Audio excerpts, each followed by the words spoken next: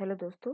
इस वीडियो में आपको बताऊंगी कि कैसे इस तरह के क्वेश्चंस को करते हैं। हमें जब सर्किट डायग्राम दिया हो और इनपुट वेवफॉर्म फॉर्म में हो और डिफरेंट स्टेप्स पे हमें आउटपुट निकालना है तो हम कैसे निकालेंगे।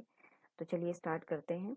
सो क्वेश्चन हमारा क्या कह रहा है, complete the following timing diagram for this logic circuit diagram. ये जो लॉजिक सर्किट डायग्राम दिया गया है इसके लिए हमें निकालना है, उसके लिए टाइमिंग डायग्राम क्या एज्यूम करना है। First assume that gates have no delay, कोई डिले नहीं है। कंप्लीट द फॉलोइंग वेवफॉर्म, तो हमें इसे कंप्लीट करना है इस वेवफॉर्म को। ये सर हमारा बेसिक लॉजिक सर्किट डायग्राम दिया हुआ है। कोई डिले नहीं है, इसका मतलब है जैसे ही आप इनपुट अप्लाई करेंगे इमीडिएटली आपको आउटपुट मिल जाएगा। तो चलिए हम इसको करना स्टार्ट करते हैं। अगर आप पहली बार मेरे चैनल पर आए हैं तो कृपया इसे लाइक करें और सब्सक्राइब भी करें। तो ये आपका, चलिए स्टार्ट करते हैं। तो ये आपका सर्किट है। तो आप देख सकते हैं यहाँ पर तीन तरह के गेट्स लगे हुए हैं। एक नॉट गेट, ये है आपका नॉट गेट, ठीक है, नैंड गेट और एंड गेट, तीन गेट लगे हुए हैं। तो अगर हम नॉट गेट की बात करें तो अगर आप इनपुट 1 देते हैं तो आपको आउटपुट में 0 मिलेगा, सिंगल इनपुट होता है। और अगर आप 0 इनपुट में देते हैं तो आउटपुट में आपको 1 मिलता है, ठीक है। तो चलिए पहले हम नॉट गेट के लिए डी को ड्रॉ कर लेते हैं, फिर हम डिस्कस करेंगे नैंड और एंड के लिए। तो हम नॉट गेट में मीन्स नॉट गेट के लिए एक ही इनपुट है जिसे हमें कंसीडर करना है, वो ए है। तो आप देख सकते हैं ए 0 है फर्स्ट 3 टाइम ड्यूरेशन के लिए, फिर ये 1 हो गया है अगले 3 टाइम ड्यूरेशन के लिए। तो पहले 3 टाइम ड्यूरेशन के लिए 0 है तो ये आउटपुट को 1 बना देगा, इन्वर्ट कर देगा।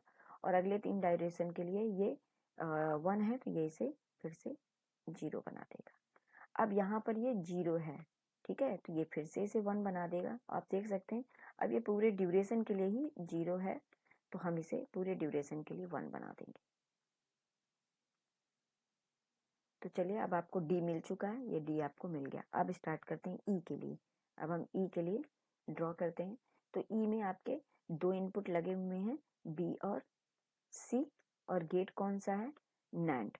तो कॉम्बिनेशंस की अगर बात करें तो कौन सा कॉम्बिनेशन हमारा लगेगा, तो आप देख सकते हैं 2 इनपुट है तो 0 0 0 0 1 1 0 1 1, ये कॉम्बिनेशंस होंगे। तो हम नैंड गेट की अगर बात करें तो ये आपका आउटपुट में 1 देगा 1 देगा 1 देगा और ये 0 देगा। एंड गेट की बात करें तो ये 0, क्योंकि 0 0 को मल्टीप्लाई करेंगे तो 0 आएगा, 0 1 को मल्टीप्लाई तो 0 आएगा, 1 0 को मल्टीप्लाई करेंगे तो 0 आएगा, 1 1 को मल्टीप्लाई 1 आएगा। और नैंड इसका इन्वर्टेड आप देख सकते हैं, यहाँ 0 की जगह 1 हो गया है, यहाँ पे 0 की जगह 1, इसी तरह 0 की जगह 1 1 की जगह 0 हो गया। तो आप देख सकते हैं ये नैंड है आपका, ठीक है। तो हम इसे करते हैं अब हम ई के लिए वेव फॉर्म ड्रॉ करते हैं।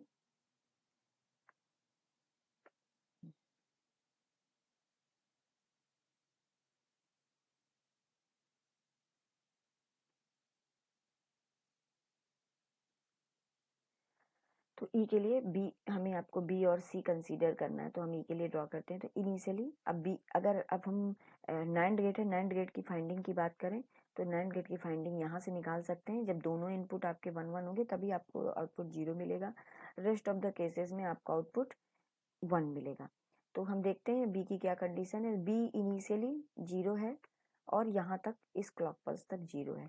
तो अगर हम रेस्ट इस ट्रुथ टेबल में चेक करें तो आप देखेंगे अगर एक भी इनपुट 0 है तो हमें आउटपुट 1 मिल रहा है। तो बी हमारा 0 है इस ड्यूरेशन के लिए, तो हम ई को 1 ड्रॉ कर सकते हैं, क्योंकि अगर एनी एक भी इनपुट हमारा 0 है तो हम इसको, मतलब एक भी इनपुट 0 है तो हमारा 1 मिलेगा, ठीक है। तो अब हम इसे ड्रॉ कर सकते हैं। तो ये आपका 1 हो गया, ठीक है। अब यहाँ पर बी तो 1 बन गया और पूरे ड्यूरेशन के लिए 1 ही बना हुआ है, ठीक है। लेकिन यहाँ पर सी जो है 1 है अगले 3 ड्यूरेशन के लिए।